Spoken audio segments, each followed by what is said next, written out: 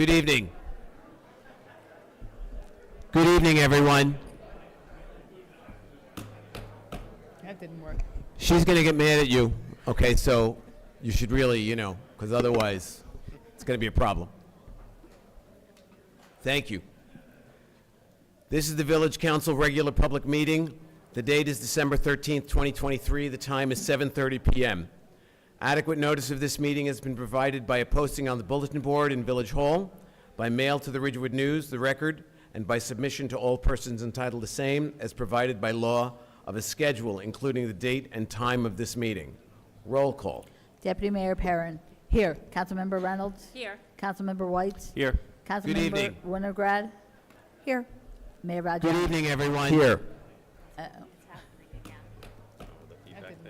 She's going to get mad at you, okay? So you should really, because otherwise it's going to be a problem. There we go. Thank you. Dylan, this is the Village Council regular think it's public meeting. Gabriella. Gabriella? The date is We're December getting 13th, feedback. 2023. The time is 7:30 p.m.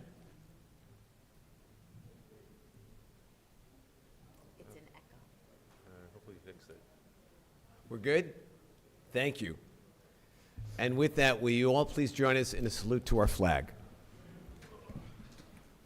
I pledge allegiance to the flag of the United States of America and to the republic for which it stands, one nation, under God, indivisible, with liberty and justice for all.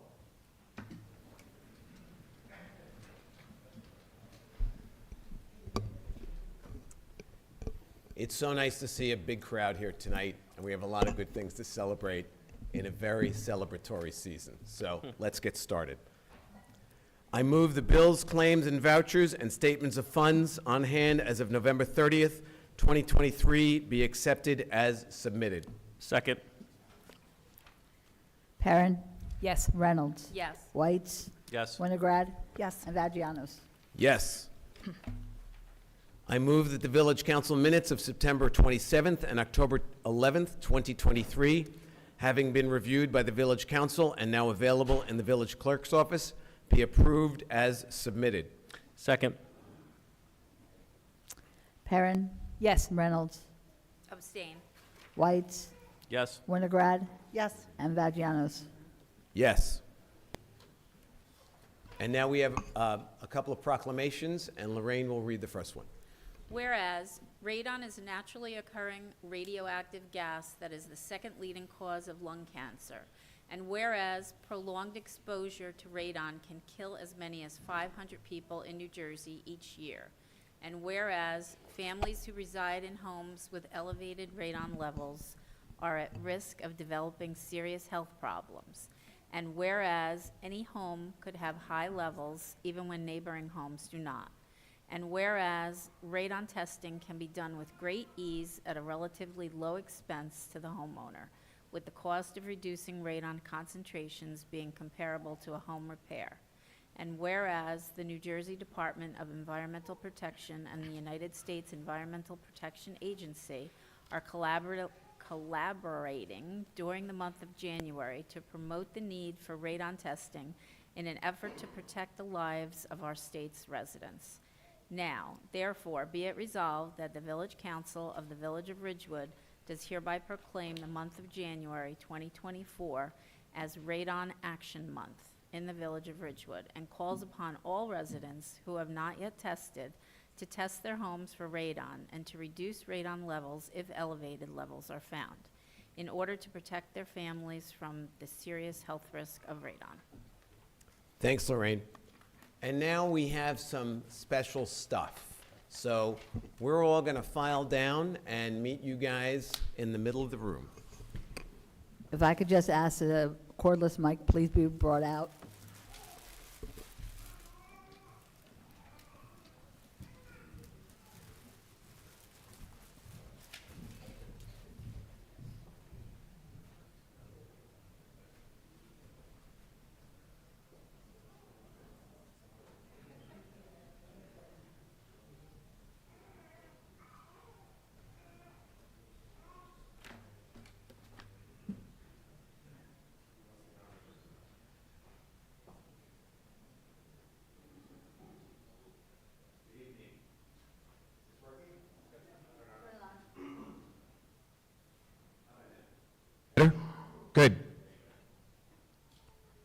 want to call up Bob Paoli.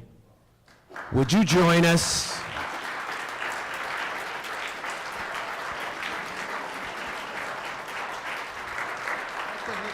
Hello, my friend.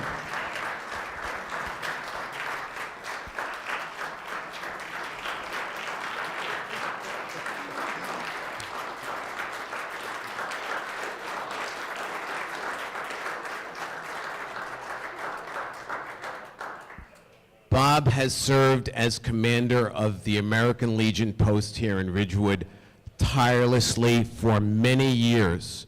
His only goal is the promotion of veterans and veterans affairs, and for that, we are eternally grateful. And now I'm going to ask Deputy Mayor Pam Perrin to read a proclamation that we have prepared in your honor, my friend.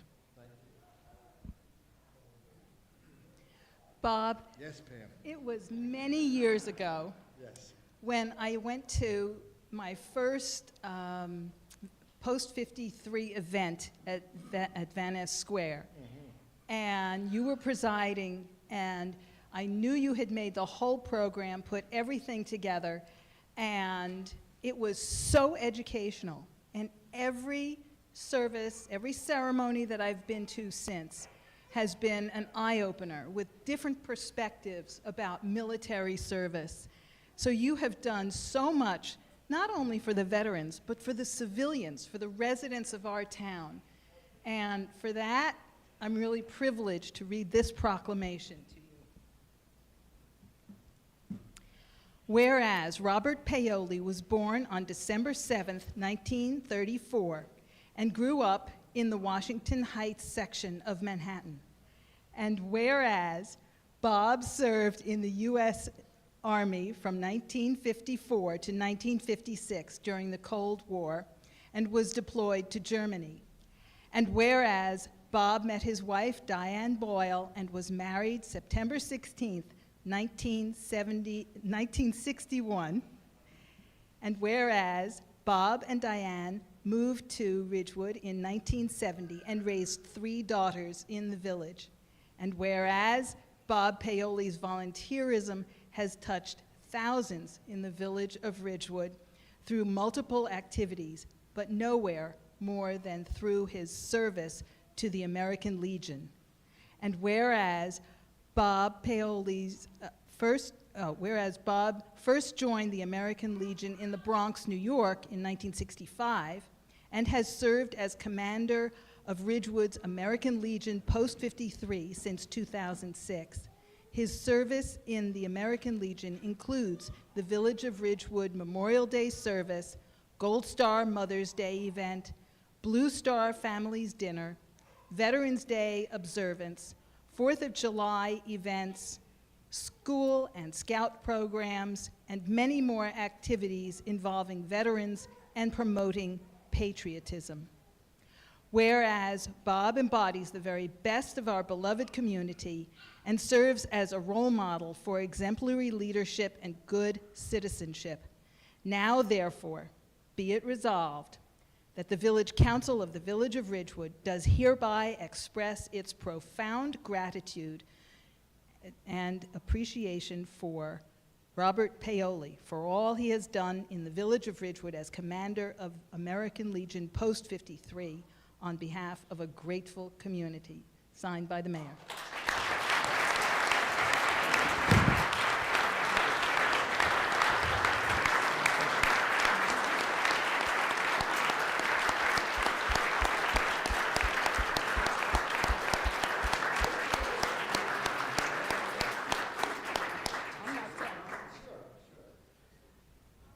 Wow. I mean, I walked in here. Louis Francis, the incoming, our next commander starting next year, who's standing right here in front of me, asked me to come with him tonight to meet some of the village council members. And I said, well, all right, Louis, I can do that, but I mean, we can meet them anytime, and I think we've already met them. And quite frankly, I just didn't get it. And then I walked in here tonight and I saw all these people. I asked the Eagle Scout, Henry, what's going on here? He says, I don't know. He says, I was told to get here. And then I met Rosario at the police department, and he told me the same thing. Nobody was talking. But in any event, I want to say, listen, thank you very much. I mean, it was a pleasure and an honor for me to be the commander of the American Legion in Ridgewood. My heart always channeled towards, the primary goal of any veterans organization is helping veterans helping veterans. All the other stuff, the scholarships, the events that we did, that's all fine and good. But our primary goal, of course, is helping veterans. I'm really overwhelmed with this. Thank you. So many people here. We're all familiar with the phrase, it takes a village, and it does. I mean, everything that the Ridgewood American Legion has accomplished in these last 15 years. It took a lot of time and effort, and it took all of us, all the members of the American Legion, to accomplish and to do the things that we did. And I'm glad that it's been recognized by the village that, we are part of the village, we are part of you, we're all neighbors and friends, and, honestly, thank you very much, everybody. Thank you very much.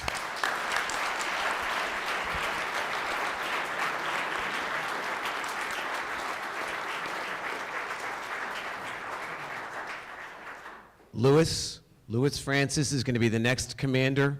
You have big shoes to fill. The change of command is not going to be easy because you got to follow in this guy's footsteps. But we are all so grateful and so proud and so fortunate to have you in our community. And I know you're not going anyplace, pal. Well, not now. Is there more coming? I mean, I'll No. stick around all night. Nope, that's it. Good seeing you. Thanks, Paul, very much. Thank you, Bob.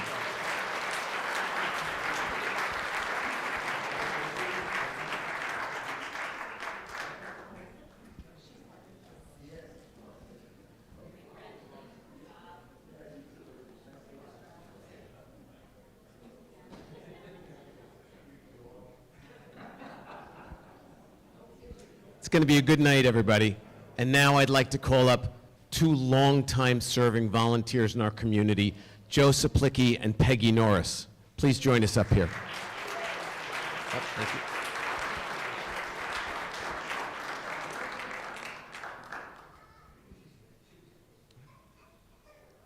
Come on up, right up here. Joe and Peggy have served as the village historians for over 20 years, and their expertise and knowledge and volunteerism is second to none in our community. And we have been so fortunate to have them serve in this position for more than 2 decades. And what we see in Bob and what we see in Joe and Peggy is the kind of volunteerism that we talk about all the time. And I will quote my mother-in-law again, "Many hands make light work," and we appreciate your dedication and service. And with that, I'm going to turn it over to Evan, who has a proclamation in both of your honors. Thanks so much, Paul. And I've been looking forward to reading this proclamation for some time. I've had the opportunity and really the privilege to work alongside Joe on the Historical Preservation Committee for the last year. I'm incredibly impressed, Joe, with the breadth of knowledge you have. I think I speak on behalf of the entire village to the both of you when I thank you for keeping the history of this village alive. It really is a debt that we owe and is just immeasurable. But with that, let me read this proclamation. So, whereas Peggy Norris worked at the Ridgewood Public Library from 1993 to 2015 when she retired, and whereas Peggy was appointed as the Ridgewood Public Library's first local history librarian in 1995, in this role, Peggy began locating, organizing, and preserving the old histories, rare books, and boxes of loose documents and delicate photographs, which had been scattered amongst the library shelves, half forgotten in storage rooms, or locked away for decades in a safe from the 1920s. And whereas in 2010, under Peggy's leadership, The Bolger Heritage Center opened, which is dedicated to preserving resources that trace the development of the Village of Ridgewood's traditions and history of the past and into the future. And whereas Peggy Norris was appointed village historian in 1999 in recognition of her special dedication and value to the Village of Ridgewood. And whereas Joseph Suplicki grew up in Ridgewood and was doing some research in the Ridgewood Library as a member of the Ridgewood Historical Society, Joe Suplicki and Peggy Norris met during this time frame, fell in love, and were married. And whereas in January of 2003, Peggy Norris and Joseph Suplicki were both named as village historians and have both held the title to present day. And whereas Peggy and Joe received the 2010 Historic Preservation Commendation Award for the DVD and booklet, A Walk Through Historical Ridgewood. And whereas the heart and soul of every community lies in its history, and preserving the rich tapestry of the Village of Ridgewood's past is a task of immense importance, requiring passion, commitment, and unwavering dedication. And whereas Peggy Norris and Joseph Suplicki have exemplified these qualities for nearly a quarter of a century as our esteemed village historians, and whereas through their tireless efforts, countless hours of research, and a profound love for our community, Peggy and Joe have played a pivotal role in documenting, celebrating, and sharing the heritage of our community. Now be it resolved that the Village Council of the Village of Ridgewood bestows its most sincere thanks and appreciation on behalf of a grateful community, and hereby proclaims December 13th, 2023 as Peggy Norris and Joseph Suplicki Day in the Village of Ridgewood in honor of their dedication and almost 25 years of service as village historians of the Village of Ridgewood.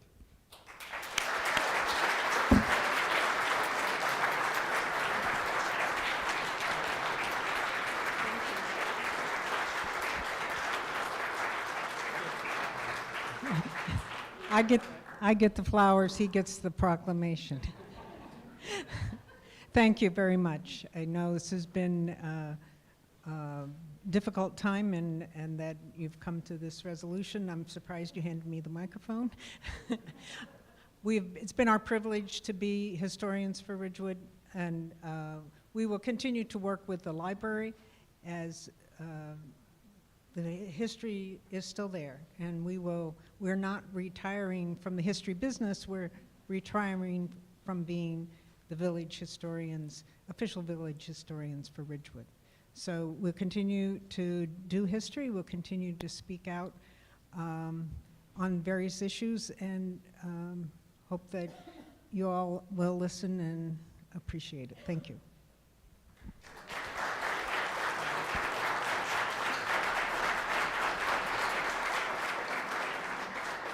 We will always appreciate your insights and all the time and effort you put into this. It has meant so much to the village, and we appreciate it greatly. Thank you so much. By the way, I just want to mention, 30 years ago, when I came to this village, Joe Suplicki was one of the first people that I met because he was sitting on the Historic Preservation Commission then, and he helped me work to get my business open and going because we had to go before them, and he was a good and reasonable and decent man, and we were fortunate to have him.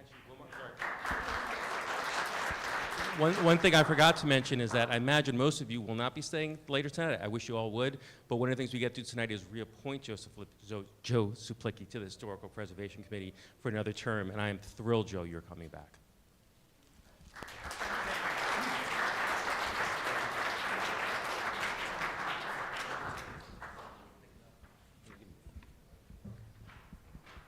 And that's pretty much it for tonight. We have one or two other things. Okay, good. Then I'm going to now turn this over to Chief Lyons and Chief Judge because there are many of our first responders who have gone above and beyond the call of duty. They are always there for us. We're so fortunate. We're so grateful. So won't you guys come up and please recognize these incredibly important people in our community. Good evening, everybody. My name is John Judge. I'm the Fire Chief, Ridgewood Fire Department. Chief Lyons from the Ridgewood Police Department. We're very happy and honored to be here. We're going to be giving some joint awards to both firefighters and police officers for some of their heroic actions that just go above and beyond their normal course of duty. And with us today is? Director Pomeroy. I'm the Director of Northwest Bergen Central Dispatch. All right, first one. On Saturday, September 16th, a little after 8 o'clock in the morning, A husband heard his wife gasping for air. He ran downstairs, finding his wife unresponsive, no pulse, not breathing. He called 911. The husband and the public safety telecommunicator from Northwest Bergen Central Dispatch worked together. She provided him with instructions over the phone on how to perform CPR prior to the arrival of first responders, utilizing the New Jersey State Emergency Medical Dispatch Guide cards. Upon arrival of the Ridgewood Fire Department and Ridgewood Police Department, these men jumped into action, doing what their training taught: compressions, ventilations, placing an airway, suctioning, defibrillation, while moving in the direction of the ambulance for transport to the hospital. Within 4 minutes of their arrival, she regained a pulse and was starting to breathe on her own. If not for the initial efforts of her husband, with guidance from Central Dispatch, and then the efforts of the first responders from the police and fire departments, she would not be with us here today. Chief Lyons, Director Pomeroy, and I would like to present CPR Save Award to, from Northwest Bergen Central Dispatch, Public Safety Telecommunicator, Carly Tarzinski. Come on up. Yep.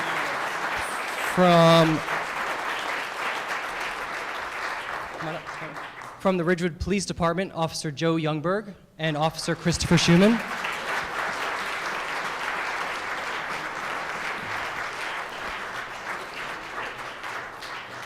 And from the Ridgewood Fire Department, firefighters Matthew Bombase, firefighter Greg Corcoran, firefighter David Kelly, and firefighter Christopher Santucci. Please come up as well.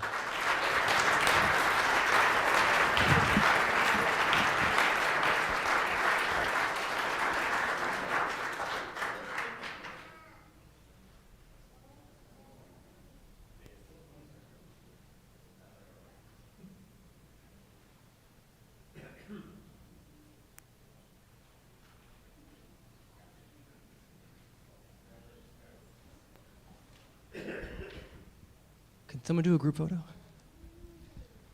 Okay, we also have one more award to present.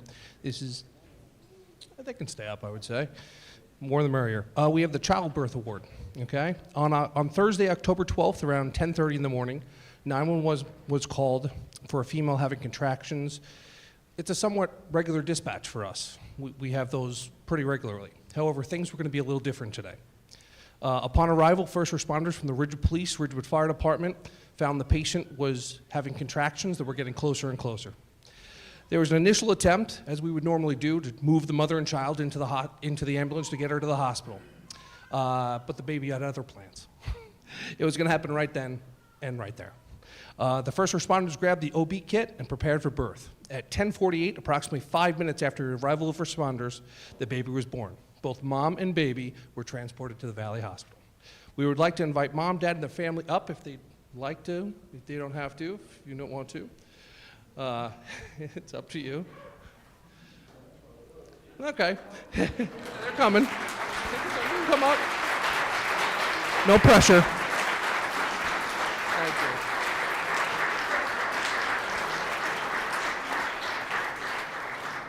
All right, I might have pressured them a little bit.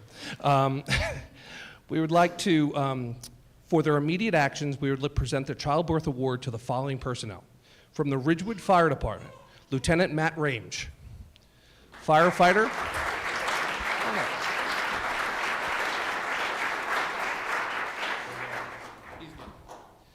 Firefighter Jason Jacoby.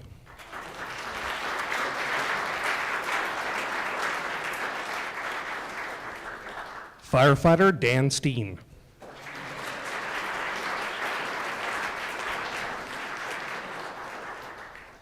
Firefighter Hank Van Wageneken.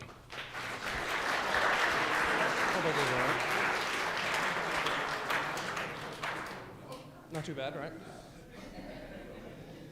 From the Ridgewood Police Department, not all of our members could be present tonight. It's getting closer to the holiday season. However, we do have Officer Doug Boucher.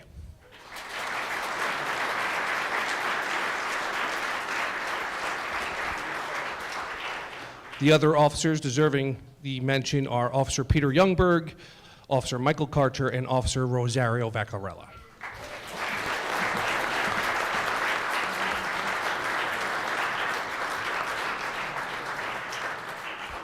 I'd just like to take a moment and thank you all for coming and supporting our wonderful joint award ceremony here. Our police and fire work very well together, and we're very happy to be able to come and do stuff like this in front of you all. Thank you.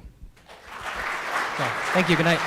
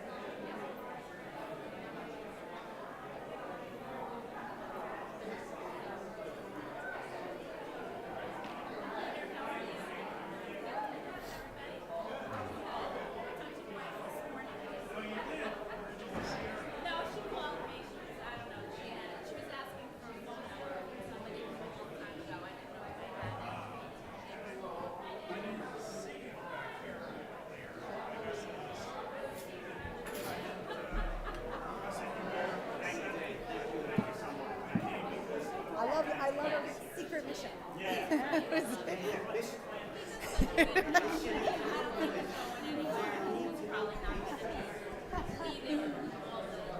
Good to see you. Good luck in the new gig.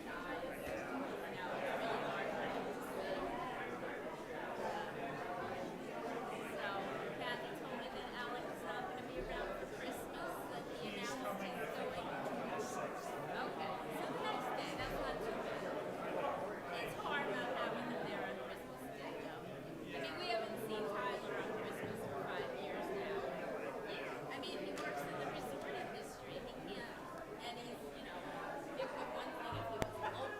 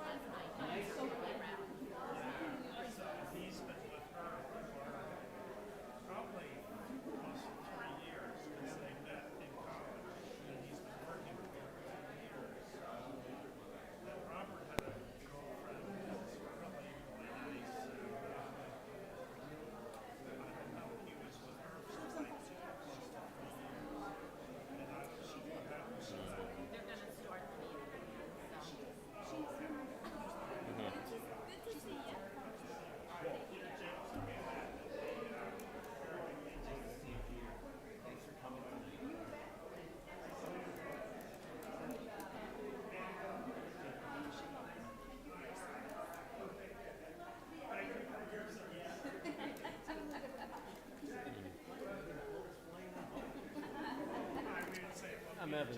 Nice to meet you, Peter. Good to meet you. Good night, Peter.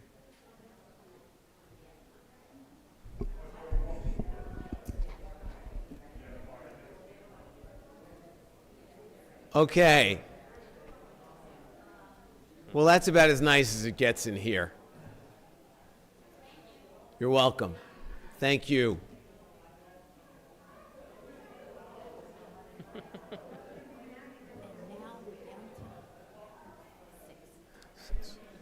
Including, one of them's a reporter, so if he... And now we're going to continue with our agenda, and we're going to take comments from the public.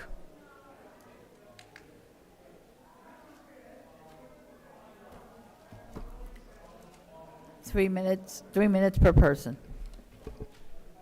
Anyone in the audience? No? No? We have a couple online. So let's go to our first person online, who is Cynthia O'Keefe. Hi, Cynthia. Hey, can you hear me? Yes, we can. Okay, Cynthia O'Keefe, 542 West Saddle River Road. Cynthia, actually, hang on just a moment. We had a crowd of people who they're still in the hallway, and we can't quite hear you. So let's give No it a worries. moment for the din to die down.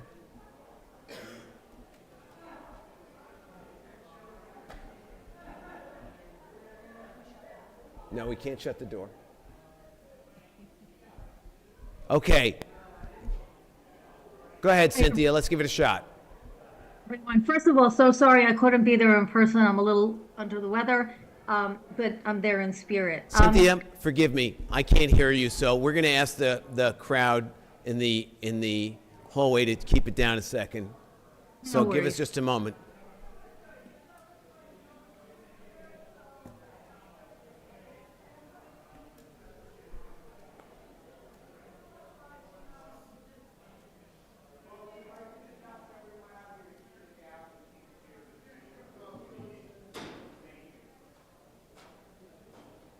No, he's only closing one. Good. Oh, when they're Yep. open. All right, I think it works. Okay.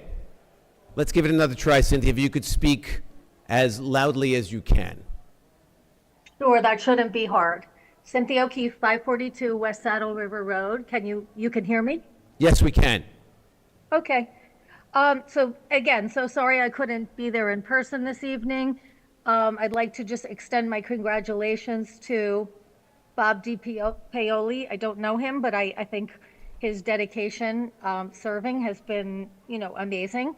Also to Peggy and Joe, as village historians, I'm thrilled to hear that there's a reappointment, and that's really great. I guess I'm a little confused. Evan had mentioned that he's waited a while to read this proclamation, so I guess that's a little bit of a concern because I'm wondering how long this has been a consideration. Maybe you can address that later. I think that they've done an amazing job, and one of the things that I was always impressed by is that we have volunteer committee members who literally dedicate selflessly and can be independent thinkers. One thing I'm concerned about is that you're going to appoint a village employee to be a chair of a committee, and in that case, how is that person supposed to be an independent thinker? So if you could help me understand that, that would really be helpful. I know you mentioned in one of the articles where you were interviewed that there were a lot of people who've been waiting to serve on these committees, and so that's great. I think you said like 70 people. So I want to know also if this sets a precedent for other commissions and committees. Are these people going to be village employees? Are they going to be volunteers? There should be consistency across the board, I believe. It shouldn't be a one-off, and I look forward to attending all of the Historic Preservation Commission meetings. I'll make sure that it's a priority on my calendar, and look forward to hearing what they have to say. And that's it. Thank you so much. If you could answer some of those questions, it would really be helpful. Thank you. Thank you, Cynthia. Ellie Gruber, you're up next. Hi, good evening. Thanks for taking this. Thanks for the hybrid access. I think it's really great. Two things. First, a well-earned congratulations to an old friend, Bob Paoli. I met Bob and Diane when our kids went to Travell. Bob was my daughter's favorite softball coach. He's incredible. He taught all the girls a very important lesson, sportsmanship. And he's taught the town another very important lesson, citizenship. He's a tireless leader in honoring those who sacrificed to keep us free. Marty and I add our thanks. Second, I'm very distressed by the treatment of two brilliant historians. Peggy Norris set up the incredible Bolger Heritage Center. If anyone had a question or needed advice, both she and Joe were ready. They only thought of the right things to do and say. They are heroes to me. Their research and knowledge is incredible. I'm proud to consider them friends. However, it seems that this council has a different agenda, my way or the highway. No matter what committee you serve, you had better make sure you don't say anything that hasn't been cleared or approved by the 4 majority members. It is so hypocritical for you to be honoring them when it was you who fired them. Why? Because they dared to speak out. You know it is untrue that the HPC approved the Shedler Athletic Field. You know that what they were asked to examine was only the parking plan as it related to the house. Joe admitted he really did not examine the letter he was to sign, thinking it was the parking lot approval. Should he have been suspicious? Should he have examined it more closely? Obviously, yes. Where are the minutes, the notes, and has the commission members been asked? What did they examine? Your council representative has said several times there's nothing that anyone can do to stop a large field. I think the state officials who declared the property historic will disagree. Shame on the 4 of you, your attorney and manager, for twisting the facts. Peggy and Joe are historians, not politicians. We owe Peggy and Joe better treatment. How brave of them to be here tonight. No amount of insincere comment or obfuscation can erase what you have done. Thank you. Thank you, Ellie. Anyone else?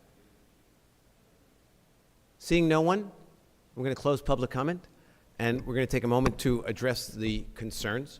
I'd like to address the concern of Cynthia O'Keefe, which is simply you were concerned about whether or not the next village historian is going to be an employee of the village. Actually, it is going to be exactly what Peggy Norris was.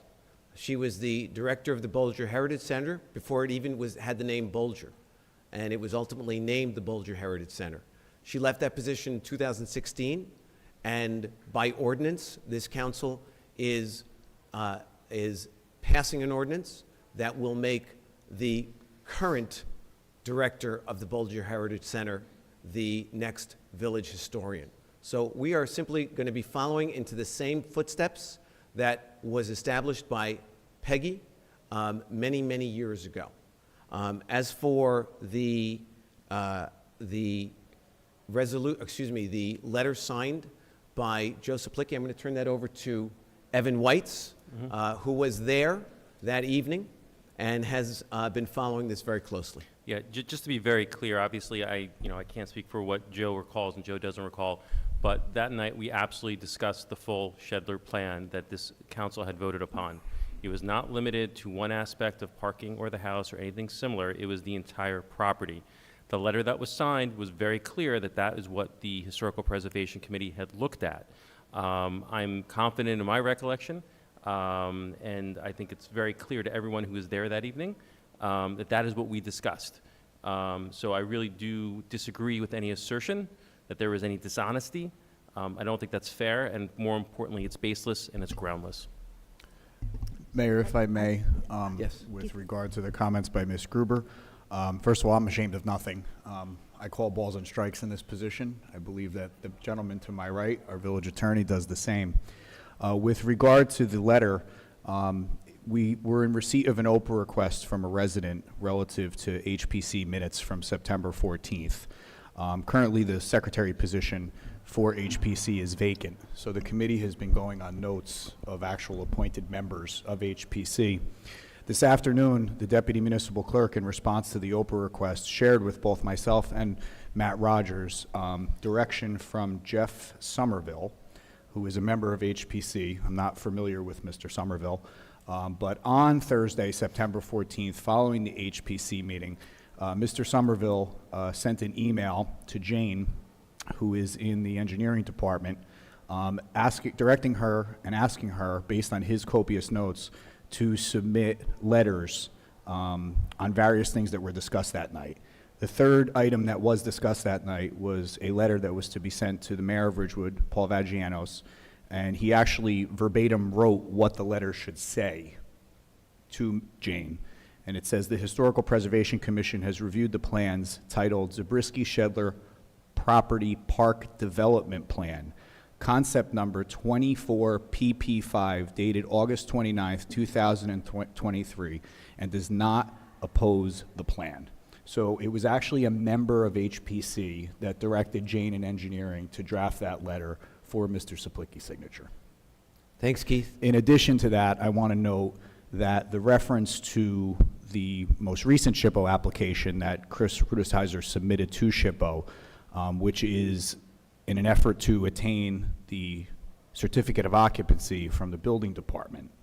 We need to get the temporary parking area, the gravel area next to the house, approved as temporary parking, and we need a stone dust path to connect the ADA handicap ramp to that parking lot. That discussion did not surface until a meeting that I called for with Bergen County Historic Trust folks and SHPO.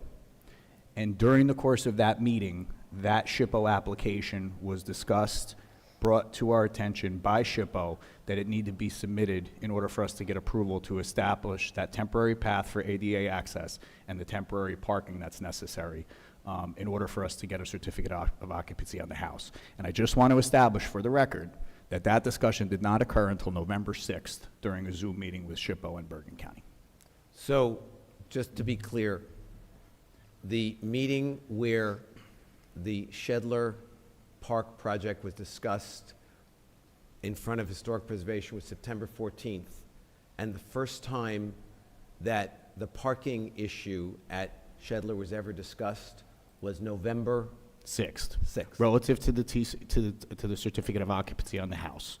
Thank you. We need to establish a pathway for ADA access from the ramp to the parking lot and establish the parking lot as a temporary parking area until the second SHPO application, which will be for approval for the park development, comes to fruition. And a member of the HPC, Jeff Somerville, sent the text of what was to be written in the letter, and that member, Jeff Somerville, was present for the vote on that evening, correct? I believe that to be the case based on the email that was sent shortly after the meeting at 9:50 p.m. on September 14th. Thank you. I wanted to say a couple things, because sometimes when all this happens, it's an opportunity for us to explain several things to the public. One, boards and committees are always discussed in closed because it's uncomfortable to discuss people and their applications. So that's, before I got here, that's how it was. After I leave here, that's how it'll be. Two, with respect to Cynthia, there seems to be a conflation of roles and responsibility. The town historian is a title. It's just a title. It's independent of HPC. They're not, it's a situation that Joe was both the historian and on HPC. So there is no, the title is now governed under a resolution, which is totally separate, and HPC is a board and committee, of which Mr. Saplicki is a longstanding member. So while the historian title has been transferred to Sarah Kiefer, Mr. Saplicki will remain on HPC. They have no correlation. It's just that in order to be a Class A member of HPC, you have to have a certain skill set, and he has it. So I just wanted to clear that up with Cynthia. The second thing, just going, because sometimes when public comments, like what Ellie said, they're uncomfortable. I know that for a while there was a narrative around Shade Tree, and it made me very uncomfortable when boards and committees comprised of our friends and our neighbors are discussed that way. I do want to say that 2 members from HPC did talk to me about the turf. They had interest in discussing and seeing the suitcase full of turf. So I believe from everything that I've heard from the HPC members that came to me after the meeting that the full plan was discussed and that those minutes confirm that. When we talk about our committees that way, it's unfortunate. Each of us have multiple committees with multiple members, and we are reliant on those volunteers. So the comment that was made, calling whether it's my committee or Evan's into question, is just sad. It's sad for us, and it's also sad for the neighbors serving on that board. Sorry, go ahead, please. I take issue with the speculation that what the council did here with regard to Peggy and Joe is hypocritical. Our decision was made in closed session, so I'm not going to go into that. But the idea that we took this action because of their position on Shedler is completely unfounded. I don't hold the same views on Shedler as my colleagues, but we came to this decision together. And so Peggy's letter had nothing to do with my decision and I think other people on the council. So that's my contribution. I mean, I just want to add that despite, I think, this somewhat unpleasant conversation, I am thrilled Joe is coming back. We are, I think, unanimously reappointing him tonight to the Historical Preservation Committee. He is an absolutely tremendous resource, as is Peggy Norris, who I was very pleased to hear that she will not diminish her efforts in terms of keeping the history of Ridgewood alive. And at the end of the day, we do owe them a huge amount of thanks, and I don't want any of that to get lost in any of these other conversations. All good. Let's move on. Manager's report. Keith. Thank you, Mayor. First, I want to wish everyone happy holidays. Tonight's the 7th night of Hanukkah, so wish well to all those who are celebrating. Everyone a Merry Christmas and a Happy New Year, as our next council meeting won't be till January 10th. Pleased to report that our Office of Emergency Management Director, Jeremy Kleiman, has reported to me that our emergency operations plan has been reviewed and accepted by Bergen County. The EOP is now complete, and the county was extremely complimentary of the work put in to prepare this document so that everyone can rest assured that we are fully prepared in the event of an emergency. The county so much commented that Ridgewood once again stood out as being squared away early relative to the submission of this plan. So I want to thank all of all the branches of our emergency services, our coordination with the school district and the new superintendent of schools, and I especially want to thank Jeremy for his work in this space. Pleased to also report that our Chief Financial Officer has had first round budget meetings with all of our department directors. We are refining some of the budget submissions heading into next year, adjusting some personnel requests that have come in over the last 3 or 4 weeks, and we will hit the ground running come January 1st on the preparation for the 2024 municipal budget. This week, Rich Calby and I held a communications meeting with representatives from the 3 other municipalities that are serviced by Ridgewood Water. We are going to meet on a monthly basis to talk about better communication in all 4 communities, to let folks know what is being done by Ridgewood Water relative to PFAS, relative to lead replacement lines, and relative to the daily operations of Ridgewood Water. I'm also pleased to report that we have had 3 successful website training sessions for our employees. We are prepared to launch the new municipal website the first week of January. I want to thank Dylan Hansen and his team in IT, along with the folks from Civics Plus, for getting everything updated, submitted, and ready to launch for the new year. Had the opportunity to attend the interfaith meeting with the clergy from around Ridgewood with Chief Lyons last week. I want to thank them for having me and having me be part of that important discussion. I also want to thank the community for coming out in force for the recent menorah lighting last Thursday. I think in the times that we live and with the difficulties and challenges around the world, it was certainly encouraging to see such an impressive turnout as they started the celebration of Hanukkah last week. Just a few announcements. First of all, we are continuing our free holiday parking each Thursday night from 4 p.m. to 8 p.m. in the Central Business District through Christmas. Santa Claus will be at Santa's house in Van Ness Square from 11 a.m. to 2 p.m. on Saturday, December 16th and Saturday, December 23rd. I want to remind residents who hold Ridgewood parking permits that the village will be selling the annual permits on Tuesday, December 19th, here in the lobby of Village Hall. I want to thank the Ridgewood FMBA for bringing Santa Claus around on the fire truck on Friday, December 22nd. I know a lot of children in town are excited about the school visits that are going to happen as Santa arrives on the fire apparatus. The Village of Ridgewood and all village offices will be closed on Friday, December 22nd and Monday, December 25th for observance of the Christmas holiday. There will be garbage and recycling pickup on Friday, December 22nd, and the recycling center will be open from 8 to 3 that day. There will be no curbside bulk collection or auto batteries, tires, metals pickup on Wednesday, December 27th. That's the Wednesday after Christmas. Reminder about snow removal to all residents. If we do experience a snowstorm, all sidewalks in residential districts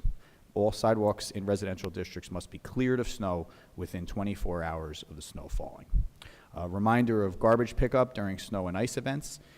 If there is a snow event, when you leave home in the morning, or if it's icy, please place your garbage cans at the end of your driveway until you have a clear path to them.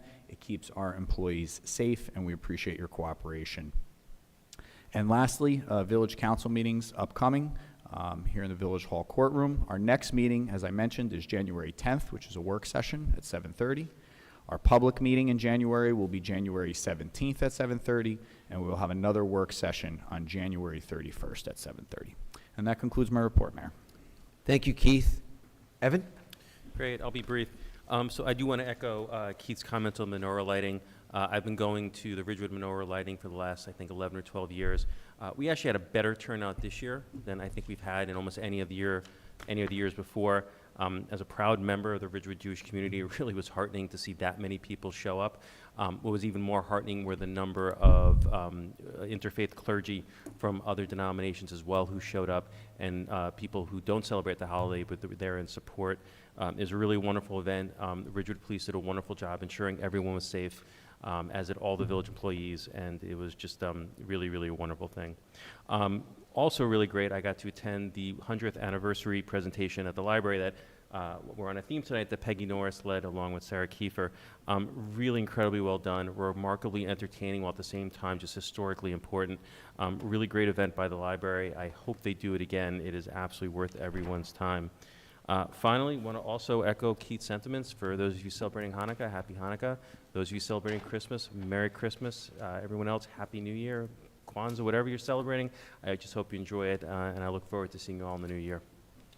Thanks, Evan. Siobhan? Sure. So sorry to be redundant, but I too attended the menorah lighting at Van Ness, and I thought it was a beautiful night. And I want to say, obviously, all celebrations are great. I've been at all of the menorah lighting since it was there, and you know, this year just felt different. It felt different because the Jewish community was so supported. It was such a lovely night.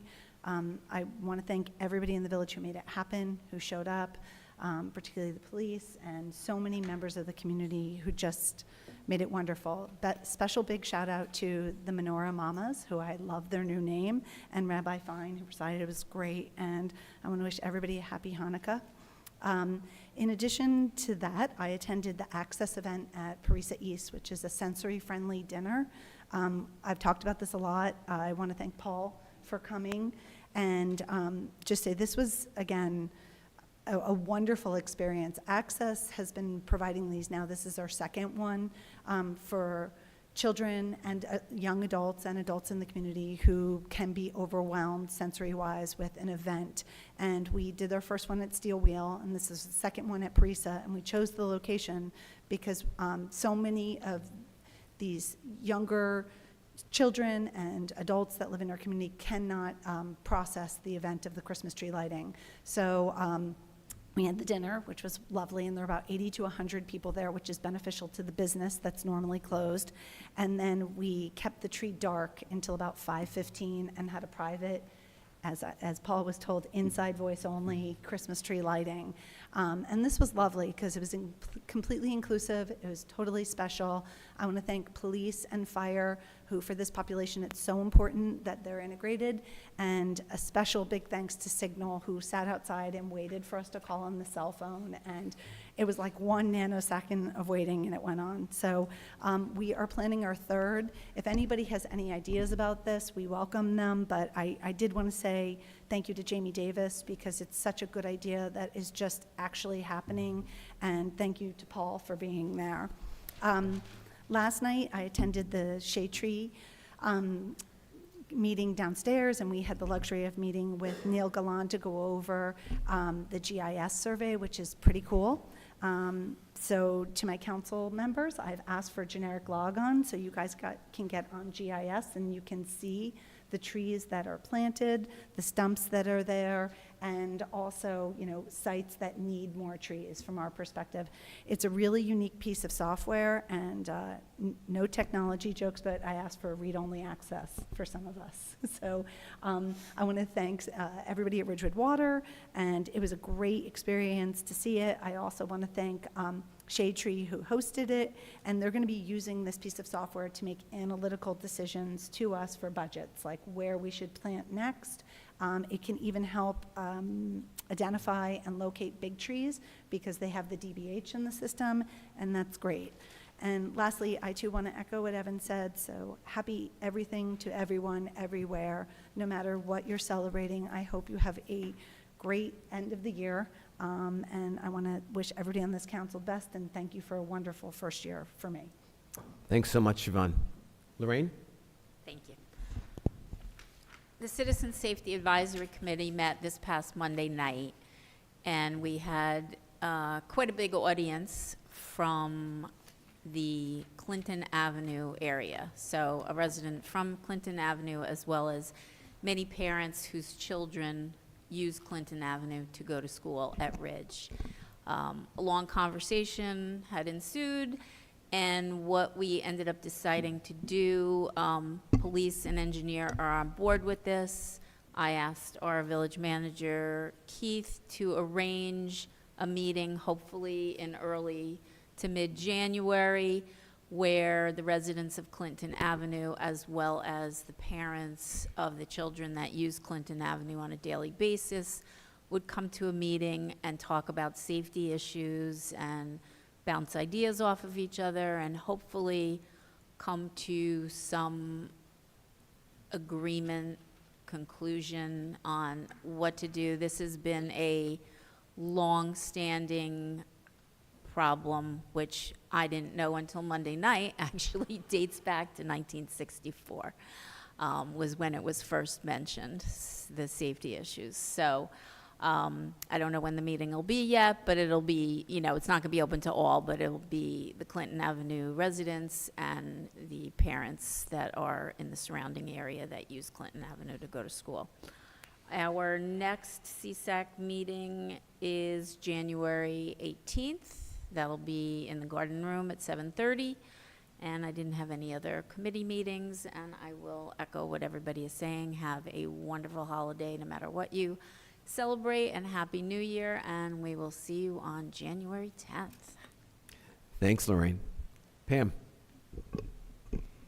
Thank you, Paul. None of my committees have met altogether. Those subcommittees are meeting. The Open Space Committee has a vacancy. If you would like to participate, the mission of the Open Space Committee is to find and figure out ways to fund the purchase of more parkland for our village. And if you would like to apply, the Citizens Volunteer Form is on the website, and it's due at the latest by January 5th. I'll echo what everyone else has said, that the tree lighting downtown for the holidays and lighting the menorah were really all wonderful. The menorah mamas get to kvel over this event that they put together. because it really was fun and memorable and important in this political season. And that's all I have. Thanks, Pamela. If tonight doesn't show us that Ridgewood is the greatest town in America, nothing will. This is just a magnificent evening of volunteers and first responders going above and beyond the call of duty. The lighting of the, we all have to talk about it because it was so nice, and if you weren't there, you missed it. It was, the lighting of the menorah was truly one of the most beautiful nights of the year. And with all that's going on in the Middle East, the fact that the crowd was larger than ever, we all stood together to begin the Festival of Lights. And I will just tell everyone, one of the things that I learned is that the word Hanukkah means dedication. And there was a lot of dedication there that night. The sensory-friendly dinner, I take my hat off to my fellow council member, Siobhan, because she just did an amazing job with my new superhero, Jamie Davis. Did you know that many families with children who have special needs can't go out to dinner? They just can't, because their kids aren't comfortable and can't do well in a restaurant setting. And they can't leave the kids at home. And so what we take for granted, Siobhan and Jamie made a reality. And this is quickly becoming a monthly event that I am so grateful to play the tiniest part in, because and it's not even a part. These guys have been amazing. And the lighting of the Christmas tree, special for these kids, complete with countdown, complete with special box that had the lever on it, and Signal was out there, and everybody was so happy that night. It was a very special night, and we have already scheduled, Siobhan does not know this, the next one, oh, you knew. I know. Is January 22nd. I will not announce the place because we have not confirmed it with the restaurant owner. But here's another thing that, like Feed the Front Lines, it's another win-win. It helps our community. It helps our downtown. So it's very, very nice. We are now in receipt, regarding Shedler, of the Grubb Report, the archaeological survey that was done. It is online on our website for anyone who wants to pour through its 249 pages. The crux of it is that an exhaustive study was done. They dug 81 holes in a grid across the property. There were many artifacts related to the house that were found on the property. There was no evidence of any Revolutionary War activity on the property, as is stated in the Grubb Report. The artifacts that were found were largely household and farmstead refuse related to the house from the 19th and 20th century. In order to fully assess these items and their potential significance, the Village Council will be voting tonight on doing a Phase 2 study, and that will begin in January. We are also in receipt of a letter addressed to an attorney named George Wright from the Historic Preservation Office. This is completely unrelated to the Grubb Report. It's from the Historic Preservation Office of the DEP, stating that the Shedler property's historical significance only relates to Criterion C of the National Historic Sites Registry.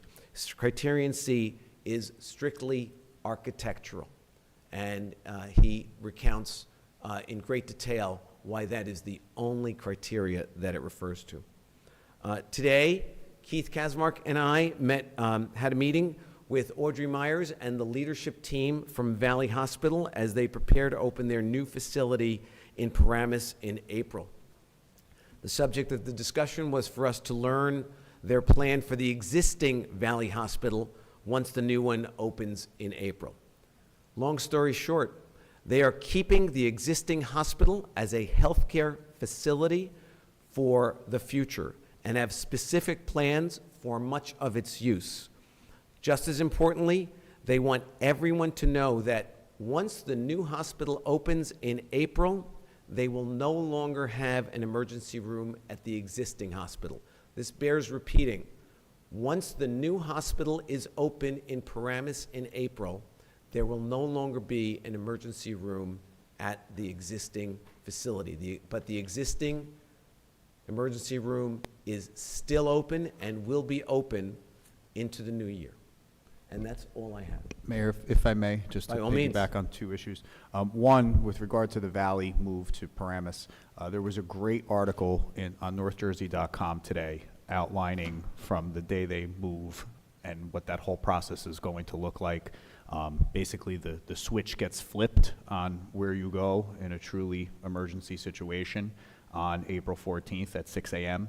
And it runs through the entire process. I thought it was quite educational. Also, with regard to the Grubb report that you mentioned during your report, Mayor, we did have a number of inquiries from residents, and obviously that's understandable because the residents actually came and requested the archaeological study be conducted at Shedler. We posted that document to the website today. So if you go onto the projects link and you click on projects and you go down to Shedler, you'll see the Grubb December 2023 archaeological study report. It's there. In the interest of transparency, we wanted it out there for full public view. So I know we had a few Oprah requests and a few inquiries into the office about it. I thought it would be worthwhile to let people know that it's accessible as we speak. Thank you, Keith, and you bring in a very good point. This was done at the request of the residents, and we did this because they wanted it, and we did it, and it is out there now, and so I don't think any Oprah requests need to be addressed because it is already available and public. And now, let's move on with our regular agenda. So, Heather. Yes. I just wanted to mention one thing. Your 2023 calendar, please flip the page when December is over. Your January 2024 page is there in your 2023 calendar. We do expect the calendars to be out approximately mid-January. So please just flip the page, and then when you get your new calendar, you can discard your old one. There are no introductions or public hearings for Ridgewood Water. However, we do have resolutions. Heather, before we do that, Pam has a comment she'd like to make. Oh, sure. I forgot to say, Chinese Lunar New Year is coming, so. February, right? Yes. February. I looked it up. We'll be back, yeah, because I was going to say it too. Yes. Yeah. But we have time. Okay, so resolutions, the following resolutions, number 23-391 through 23-403, will be adopted by a consent agenda with one vote by the village council. Each resolution will be read by title only. Award contract, various infrastructure improvements, installation and replacement of water mains, fire hydrants, valves, service connections, and appurtenances. Title 59 approval, infrared asphalt surface repair. Award contract, infrared asphalt surface repair. Title 59 approval, HVAC maintenance and repair, various locations. Award contract, HVAC maintenance and repair, various locations. Title 59 approval, landscaping services for Ridgewood Water. Award contract, landscaping services for Ridgewood Water. Title 59 approval, furnishing and delivering of sodium hypochlorite. Award contract, furnishing and delivering sodium hypochlorite. Title 59 approval, pipe and appurtenances. Award contract, pipe and appurtenances. Authorized change order, professional engineering services for 2023, various transmission and distribution improvements, except name change of vendor for Water Smart Customer Portal software package. May I have a motion? So moved. Second. Oh, I'm sorry. My mic wasn't on. I Okay. said so moved. Okay, and second. Perrin, Yes. Reynolds, Yes. Whites, Yes. Winograd, Yes. and Vagianos. Yes. Moving on, I move the first reading of ordinance 3978. Second. Perrin, Yes. Reynolds, Yes. Whites, Yes. Winograd, Yes. Vagianos. Yes. So ordered. Will the clerk please read ordinance 3978 by title? An ordinance to amend Chapter 212 of the Code of the Village of Ridgewood, Parks and Recreation Areas at Article 6, Section 212-24, definitions, and Section 212-25, vehicles prohibited, exceptions. I move that ordinance 3978 be adopted on the first reading and that January 17th, 2024 be fixed as the date for the hearing thereon. Second. Perrin. Yes. Reynolds. Yes. Whites. Yes. Winograd. Yes. And Vagianos. Yes. I move the first reading of ordinance 3979. Second. Perrin. Yes. Reynolds. Yes. Whites. Yes. Winograd. Yes. And Vagianos. Yes. So ordered. Will the clerk please read ordinance 3979 by title? An ordinance to establish a new chapter entitled Village of Ridgewood Historian. I move that ordinance 3979 be adopted on first reading and that January 17th, 2024 be fixed as the date for the hearing thereon.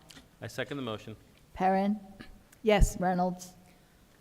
I am in disagreement on this ordinance. I feel that we really are doing a disservice to Peggy and Joe. As we saw tonight with the proclamation, we've heard everything they have done for this village for so many years. And as we heard about Bob Paoli, he was the one that decided to step down his position. I think that Peggy and Joe were not ready to step down. I don't think they want to step down. I feel that it was wrong of us to do this to them. I hope they feel how much they are appreciated. I am grateful that Joe is going to continue on HPC. I'm grateful that Peggy said she will continue to be there to answer any questions, because I absolutely believe there is no one who knows more about the history of our village than the two of them. And I am sorry for the pain we have caused you. I could see it in your eyes tonight, and it's very sad. So I say no. Whites. For all the reasons we've discussed, I do vote in favor of the motion. I share everyone's incredible respect and thanks to Peggy and Joe. As we discussed previously, I don't think it was ever meant to be a lifetime appointment. I agree with the mayor that it makes a lot of sense to appoint the person who currently holds a role that Peggy held 20 years ago when she received this. I think Sarah Kiefer is going to do a great job. I look forward to her stepping into the role, and I look forward to Peggy and Joe continuing in their volunteerism, which is incredibly well received by the village. And I do and I do vote in favor of this motion. Winograd. Sure. So I want to say a couple things. First of all, when I was elected, I decided to say my mind. One, I'm sort of surprised when this was on the work session that we were all on the same page and this had been discussed. I'm a little surprised, Lorraine. Two, there tends to be this conflation of issues. Bob Paoli was the president of a separate organization to which we have no say. So that's separate, to say that we would ever have anything to do with the American Legion and then in the same breath analogize it to what is going on with the historian role is inappropriate. So I just want to make sure the public understands that. Two, I think Mrs. Norris and Mr. Splicki have served our village well for over 2 decades. And one of the reasons that, on top of what we've all discussed, is that years ago, the library used to have a feature called newspapers.com where you could search past articles. It's a tool, and because the general public wasn't using it, it's only used now by the librarian. So the 2 historians that were, replacing with the current library person don't even have the tools to do searches that Sarah Kiefer has access to.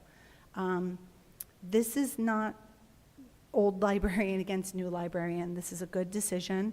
And I think everybody on this council would feel that the courtesy nod of putting this in for review by future councils in 5 years is a good one.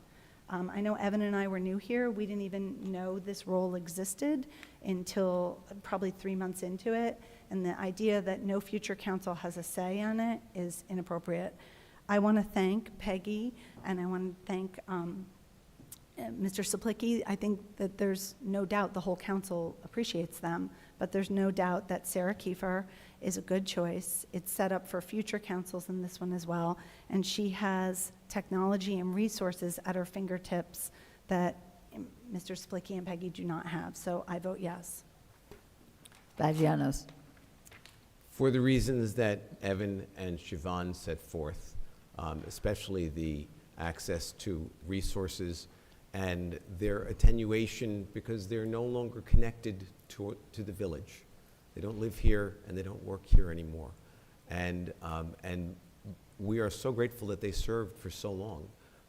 But this council and every council routinely replaces people on committees. It is not an issue. To make it one is disingenuous. I vote yes. And now I will move on to the next ordinance. I move the first reading of ordinance 3980. May I have a second? Oh, sorry, second. Perrin, Yes. Reynolds, Yes. Whites, Yes. Winograd, Yes. and Vagianos. Yes, so ordered. Will the clerk please read ordinance 3980 by title? An ordinance to amend Chapter 190 of the Code of the Village of Ridgewood, Land Use and Development at Section 190-106, R3 Single Family Residence District.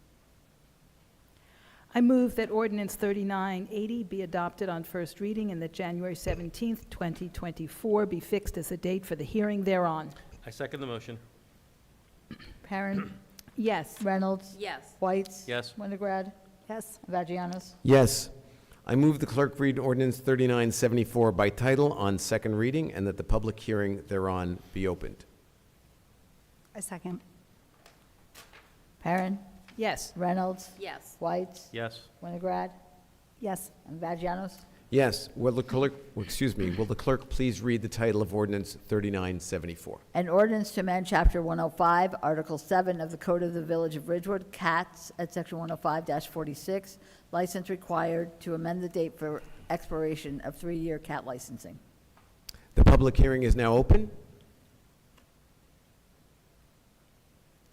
Seeing no one, I see someone online whose hand has been raised. Is it regarding this public hearing? If not, please hold your comment till later.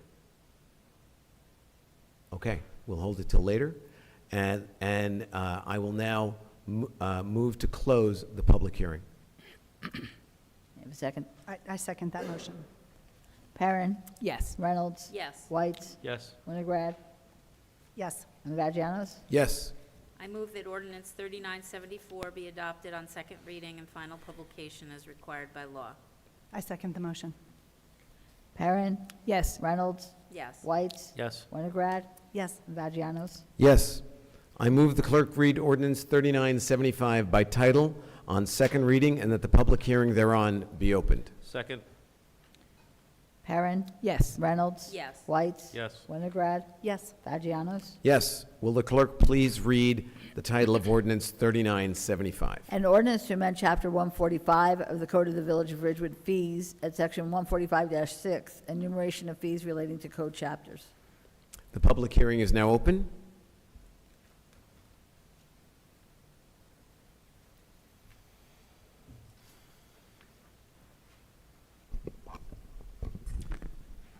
Good evening, Mayor and Council. Boyd A. Loving, 342 South Irving Street.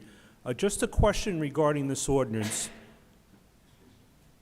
In the event that somebody who is a resident of Ridgewood is transported by ambulance and receives a bill, and the insurance company doesn't pay the entire bill, it has been practiced that the portion of the bill that is not paid by the insurance company is waived if the patient is a resident of the Village of Ridgewood. Is that correct?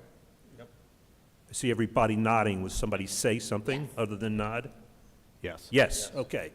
So my question is, the fire department currently has 2 staffed ambulances.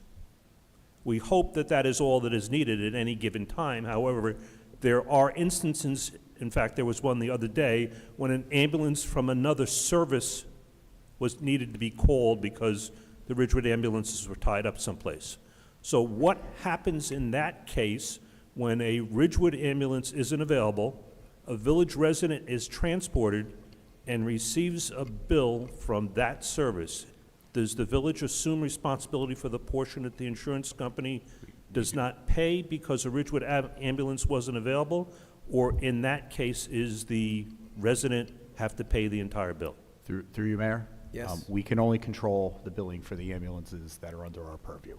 So there is a chance that if someone was transported by a separate outfit, that they would be responsible for the entire bill.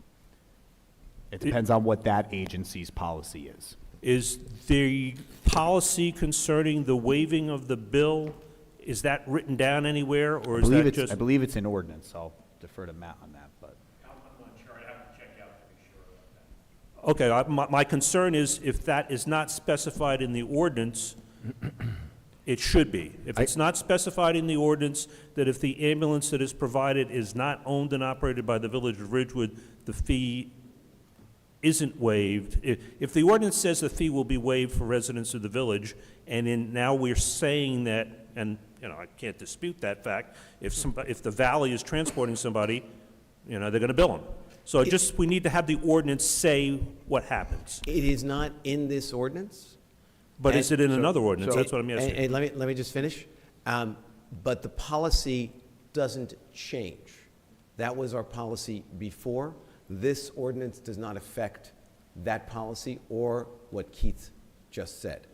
Yeah, I understand what the manager just said, but I'm saying, does the ordinance specifically say that the ambulance has to be owned and operated by the Village of Ridgewood in order for the fee to be waived? So, through you, Mayor?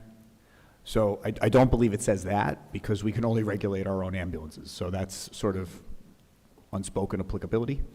What I will confirm for you tomorrow is how it's written regarding the patient portion for village residents. I believe, without having the full ordinance in front of me, because we only have the add and deletes that's being considered by the council tonight, I'll confirm with you tomorrow whether it explicitly says that regarding the patient portion. Okay, thank you very much. Appreciate that. Thank you, Boyd.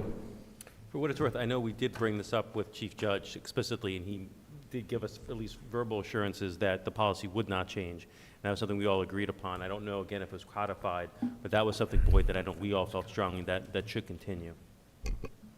Good. Anyone else? No? Any other comments? No? Then I move that the public hearing be closed. Second. Perrin? Yes. Reynolds? Yes. White? Yes. Winograd? Yes. Vagianos? Yes. I move that ordinance 3975 be adopted on second reading and final publication as required by law. I second the motion. Perrin? Yes. Reynolds? Yes. White? Yes. Winograd? Yes. And Vagianos? Yes. I'm going to recuse myself from this next matter, and I'm going to let Pamela take over. I move the clerk read ordinance 3976 by title on second reading and that the public hearing thereon be opened. Second. Perrin? Yes. Reynolds? Yes. White? Yes. Winograd? Yes. Vagianos is recused.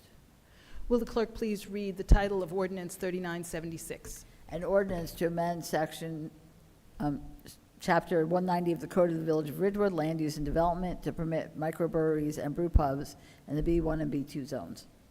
The public hearing is now open.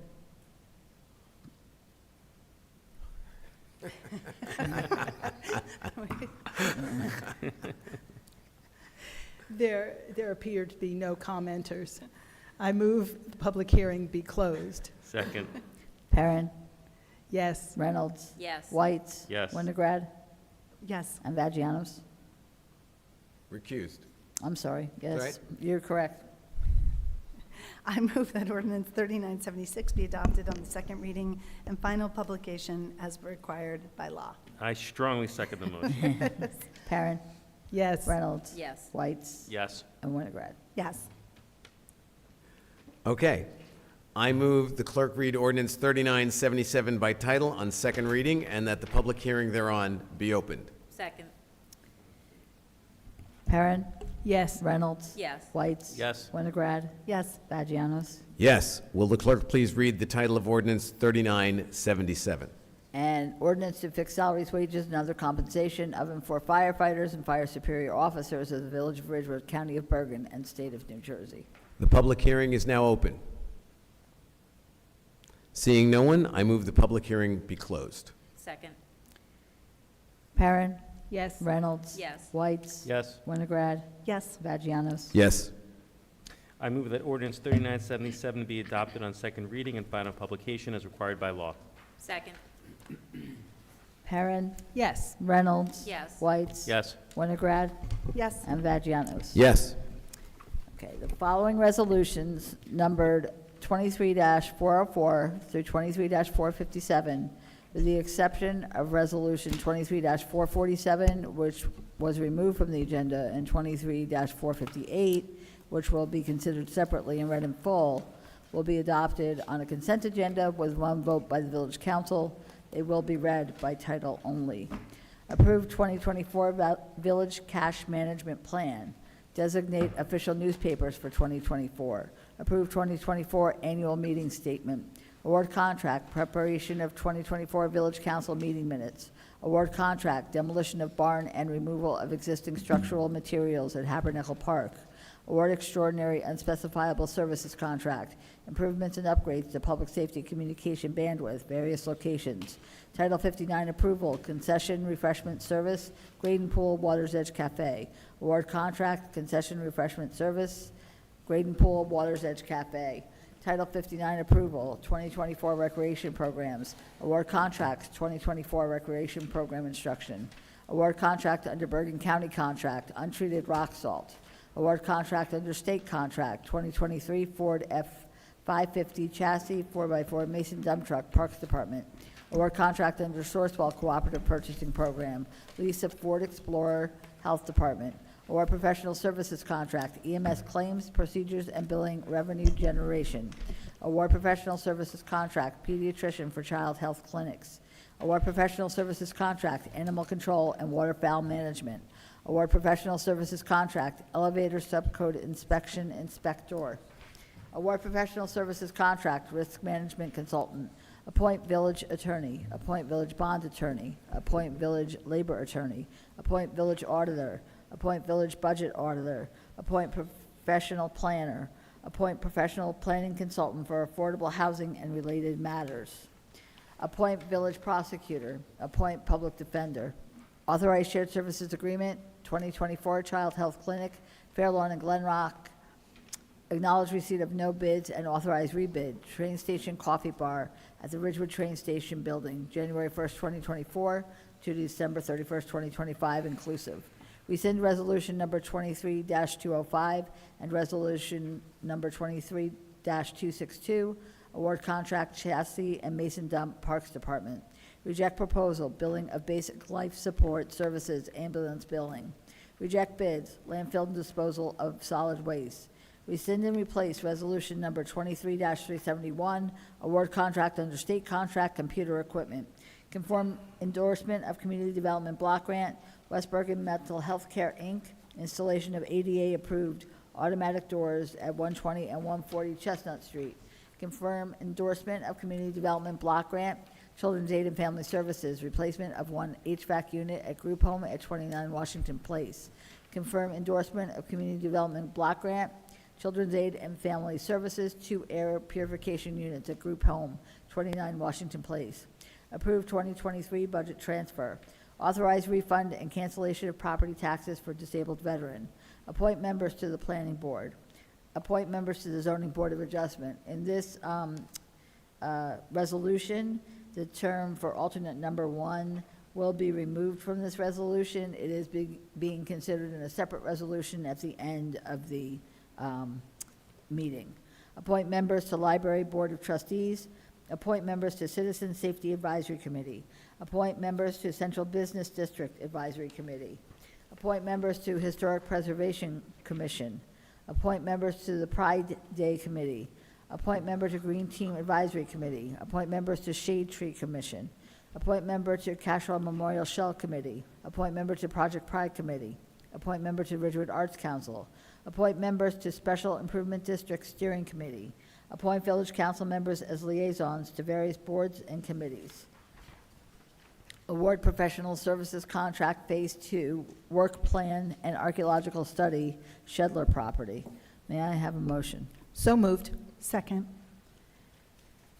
Perrin, Yes. Reynolds. Yes. Whites. Yes. Winograd. Yes. And Vagianos. Yes. The one resolution being considered separately is 23-458. Hold on 1 minute, let me get there.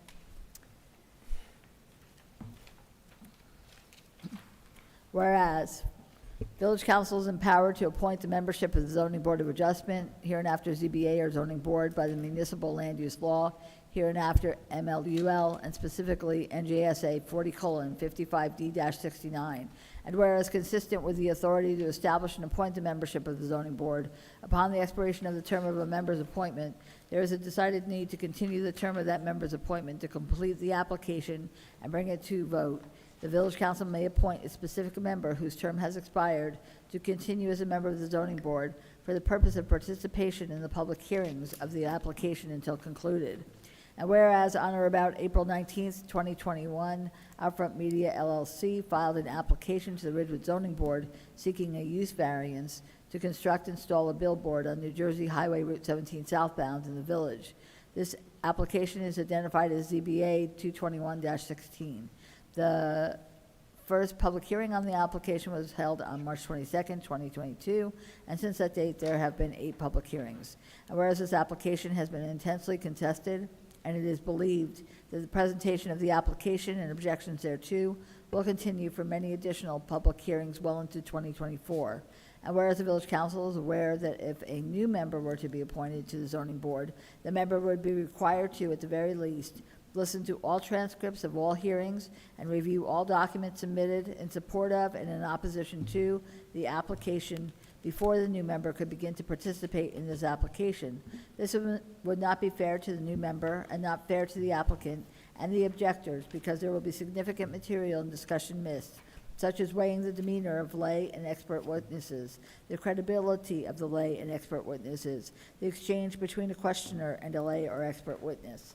And whereas the village council is aware the authority of the zoning board is that of a fact finder, and it is quasi-judicial board, which requires zoning board members to apply the facts as they find them to the applicable law that is presented.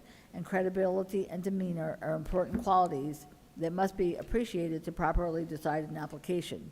And whereas the present term of membership of the alternate number 1 member of the zoning board, Harold Maxwell, expires on December 31st, 2023, Mr. Maxwell has been present for all public hearings on the application of Outfront Media LLC.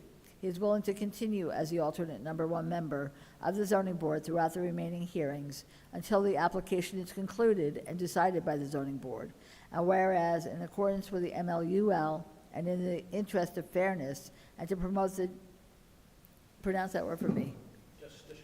Thank you. Justiciable conclusions, it's a new word for me, of the public hearings on applications such as the Outfront Media LLC application, the village council wishes to appoint Harold Maxwell as the alternate number 1 member of the zoning board of adjustment into the 2024 calendar year for the Outfront Media LLC application through the remaining public hearings until the conclusion of same, and the matter has been voted on and resolved by the zoning board, at which time Mr. Maxwell shall resign from the zoning board of adjustment. Now therefore be it resolved by the village council of the village of Ridgewood, County of Bergen, State of New Jersey, that the village council shall appoint Harold Maxwell as alternate number 1 of the zoning board of adjustment of the village of Ridgewood to participate and serve as such through the conclusion of the Outfront Media LLC application, ZBA 221-16. May I have a motion? So moved. Second. Okay. Perrin, Yes. Reynolds. Yes. Whites. Yes. Winograd. Yes. And Vagianos. Yes. And now we will return to public comment. Mayor, before you do so, can I just do a quick go back? By all means. Mr. Rogers and I did a little research up here to Mr. Loving's inquiry at the public hearing on the ordinance. There is a carve-out in the ordinance. It says outstanding balances for non-Village of Ridgewood residents shall go to a collection agency to collect the outstanding balance. This is reference to ambulance services. Collection cost is 20% on the dollar going to the collection agency and 80% on the dollar returned to the Village of Ridgewood. So the carve-out is listed in there as the collection agency being authorized by the Village Council to pursue non-village residents for the patient portion. That's how the Village of Ridgewood residents are protected. But I don't know if that, I thought the question was for a village resident that Right. used. So the collection agency is not authorized, based on what this says, to pursue balance billing for Ridgewood residents. Oh, okay. Authorizing them to pursue non-village Okay. residents. But wasn't the question, Well, that's what he's answering. He said, even though the question was about what happens with village residents, by expressly stating that non-village residents will be turned over to a collection agency, effectively promotes the waiver of the village resident fees that are not paid. The silence with regard to village residents is what's That's the applicable way it in the was law. written. so is that saying, is our interpretation that a village resident that is serviced by a non-village ambulance? We have no control over their billing authority. Yeah, we have no control. Got it. Okay. Good. And so now we'll go to comments from the public.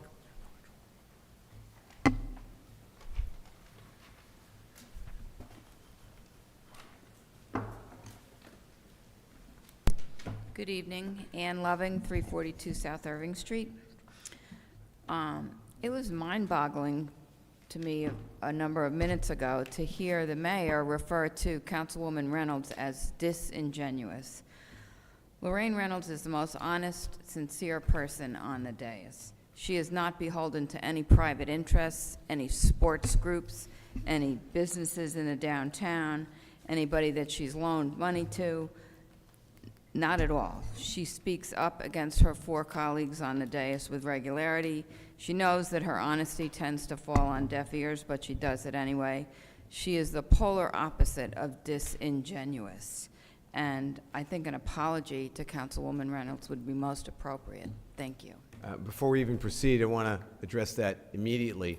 My comment about disingenuous was not intended for Lorraine. It was intended for anyone making an accusation that, and this is not a discussion, your time is done, making an accusation in that regard. But it was never intended for Lorraine. If it was received that way, I do apologize, because it was never intended for you.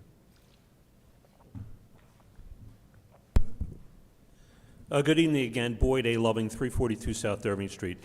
During the manager's report, I was somewhat distracted because I looked over at my wife and I was distracted. So I missed something that the manager said, but I believe he said something about keeping the streets clear during snowstorms, which brings me to ask, what is the story with overnight parking? I know that we suspended overnight parking during the height of COVID, but I had thought that there was an announcement on the website or an announcement made by the council that suspension had been lifted and overnight parking rules are back in effect. I have noted, and some neighbors have noted, that there don't seem to be any summonses being issued for people who are overnight parking on the streets, and we're all wondering what is going to happen when the first snow falls. Are the snowplows going to go around them? Is snow going to start to pile up with all the cars parked on the streets? So if there could be some notice posted on the website, or the manager could send out some sort of e-notice indicating what the current status is with overnight parking, because it looks like it's still suspended, although I do remember there being an announcement saying that suspension had been lifted. The other comment I'd like to make this evening is about Councilwoman Reynolds' comments about Clinton Avenue. For those of us who've been around for a long time, we know that a solution had been developed to resolve that problem. And the solution was to put in sidewalks. However, a previous council poo-pooed that. So here we have that problem still again.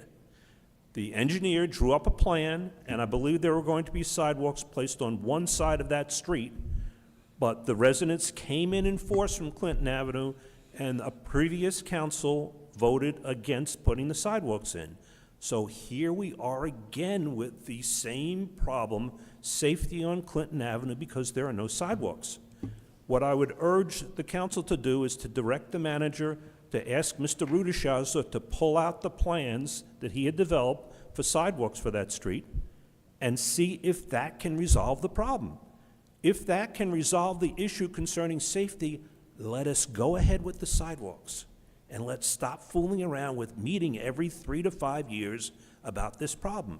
There is a solution. The solution seemed to work in terms of easing the safety problems. However, the people on the street didn't like it. What takes precedence? What the people on the street don't like in terms of aesthetics or safety? My thought is that safety should take precedence and the sidewalks should go in on that street for once and for all. Thank you. Thank you, Boyd. And we have a couple of people online, and the first would be Frank the B-Man. Frank? Hi, can you guys hear me? Yes, we can, Frank. Excellent. I am calling in for my strong support of Sarah Kiefer being the village historian. I've known Sarah for 19 years, which is longer than I've been keeping bees. I actually gave Sarah her first job out of college, and we worked at Pearson Education. Then we also worked as colleagues at McGraw-Hill. And in both of those positions, Sarah worked on the history list of college textbooks. And I also want to say that I believe I was one of her references when she got the job at the library. Sarah Kiefer is awesome. She's extremely passionate about history. She's one of the most professional people that I know, and she's going to do a fantastic job as our new village historian. And I thank you very much. Goodbye. Thank you, Frank. Next up, Cynthia O'Keefe. Can everyone hear me? Yes, we can.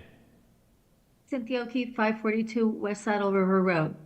So I just wanted to clarify a few points that might have been a little confusing, and I know Siobhan, you used the word conflation. I had to actually look it up. But I don't think anyone is trying to give mixed messages here.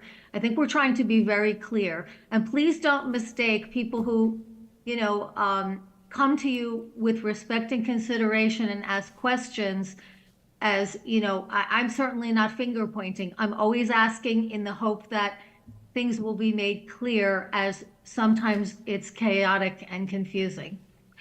So for the record, Mr. Suplicki may have thought he was signing a letter that he then retracted and said, and then he wished to clarify. He wrote this letter to the council and to SHPO the next day, saying that it was not his understanding and that he was signing off on parking and not the entire plan. So that's number one. So I think, unfortunately, the village might have, pulled the trigger a little quick on sending this to SHPO, delivering it on a silver platter, saying, look, it's a unanimous decision. It was not.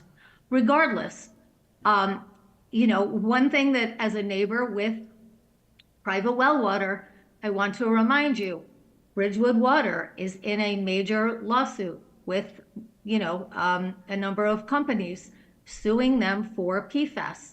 And we are talking, so regardless of whether, the Historic Preservation Commission or anyone else comes back and says, we are unanimous on the plan, there are a number of families who have private wells. And if you are voting on PFAS-laden turf, coconut-based, whatever you want to call it, eco-turf or not, you are putting these families in harm's way. Now, I applaud you for all the sensory, dinners you do and the actual care and consideration that goes into that. And I hope the same care and consideration will go to each and every, if it's one person that doesn't get cancer from PFAS in the Shedler community based on artificial turf or eco-turf. I can't stress it strongly enough that you are dealing with, if you call us all friends and neighbors, then let's approach it as that we are all friends and neighbors and that you actually care about our health and safety and our well-being. And, when that lawsuit, whatever the outcome is, it's part and parcel the same thing. There's PFAS, and Pam, made the comment that these companies cannot will not contractually guarantee that there is no PFAS in that turf.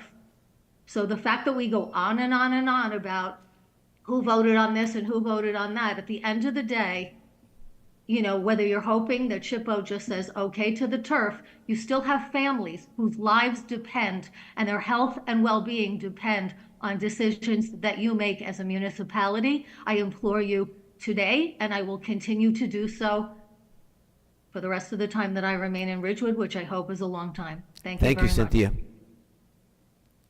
Anyone else? Seeing no one, I'm going to close public comment, and we will entertain a resolution to go into closed session. Mayor, if I may, very quickly. Yes. With regard to Clinton Avenue, Mr. Loving, Councilwoman Reynolds and I had an extensive conversation, I believe it was yesterday, about this resident meeting that's been proposed. We're working through that, looking to possibly conduct that in January. But I have asked engineering to pull the plans from prior year so I can bring myself up to speed about what was discussed before. I know there was resident objections that may have deterred the council from moving forward with it, but we're going to go back into the archives and take a look at that. Mayor, I don't want to go too far out of my lane here tonight without having spoken to Director Calby, but I know that this issue with the private wells near Shedler has become a reoccurring concern that's been expressed at the public hearing. I'm going to sit down with Mr. Calby and talk to him about conducting a separate resident meeting with those individuals who have private wells near Shedler about what it would take for them to hook up, if they opted to do so, if this concern is that significant, which, hearing it as much as we have, I believe it's a real concern of these folks, but what it would take for them to hook up to Ridgewood Water and where the nearest connection would be. So I will speak to Rich tomorrow, and I'll ask him to organize that resident meeting for January, so at least folks can come in and hear from him directly as to what it would take if they did want to hook up to the Ridgewood water system, rather than remain on well water in that neighborhood. And I know that you have talked about this with Rich in the past, and you took the words right out of my mouth, because you know, certainly we want to address as many of the concerns of the local residents as we possibly can. Agreed. And the only other thing, Mayor, I'd just like to defer to Heather on the overnight snow parking. That one hasn't come across my desk yet, so I'm looking to her institutional knowledge there. During COVID, we allowed people to park on the street overnight, which normally between 2 a.m. and 6 a.m. we do not. That was lifted when COVID was over. So the fact that it's not being enforced is something that should be discussed with the police chief. Okay. We do not, and when snow comes, we do not allow overnight parking. What you can do is if you had a guest who was staying overnight, you can call it into the police department and say, here's the make and model, here's a license plate, they're going to be overnight. And I think you have up until, I want to say like 5 days or 4 days, and then after that, you can't do it again. Okay. So it's a minimum number of days. So that's basically what it is. I don't know if there is enforcement, isn't enforcement, but that was lifted when COVID was declared over and done. Thank you, Heather. Mayor, I'll take that back to Chief Lyons, and we'll get some clarifying information out to the public so we're prepared for snow season. Thanks, Keith. Yeah, because I just want to say, I've noticed the same thing. Residents, same people, every night, not just, not 5 in a row. Understood. So, and I don't think there has been enforcement. I don't know whether it's on purpose or not, but if you could find out, that'd be great. We'll address that with PD tomorrow. Could I just ask one question? Sure. With Clinton, we're talking to the Board of Ed. Yes, they're going to be included in the residents' meeting, because Clinton, just because you're new, sorry, leads straight up to Ridge School.